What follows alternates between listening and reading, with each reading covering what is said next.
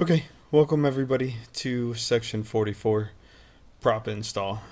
If you're like me, you have hidden the prop away for almost a year now because, of course, when you sign up for the engine, you bundle it with the prop and they send you the prop almost immediately, and then you wait forever for your install. Also, let's talk about the elephant in the room. Yes, it is an EXP 119. No, it is not a Thunderbolt.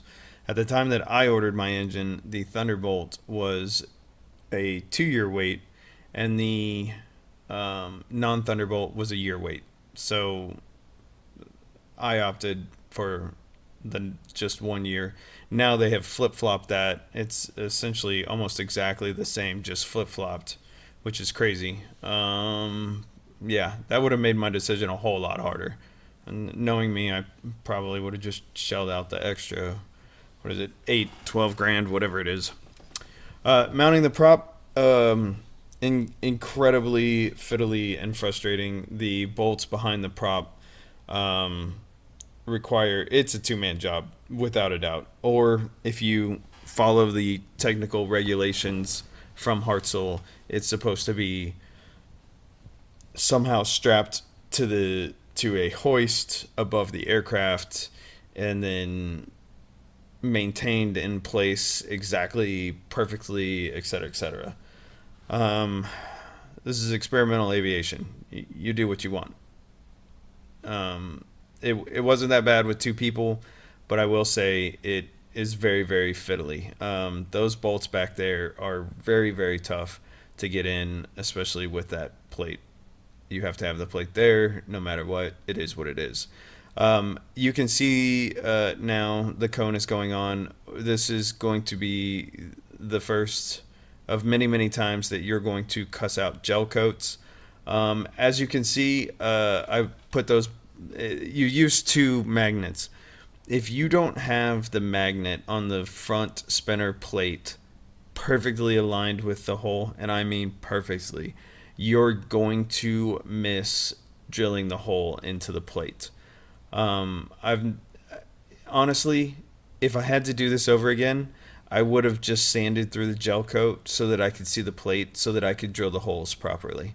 I It just was an incredibly frustrating process where I think one out of the, let's call it 8 holes, was drilled properly, and then all of the other holes I had to essentially take the spinner off, look at where it was, figure out how far off I was, measure that with a micrometer, re-mark the hole, re-drill the hole, and then fill the hole that I had drilled with flux and epoxy.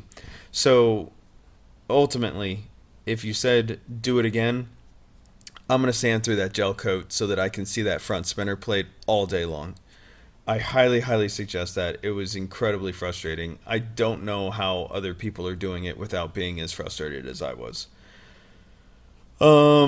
Here we're just deburring, putting in nut plates on the back spinner plate, and then the front spinner plate is getting nut plates also.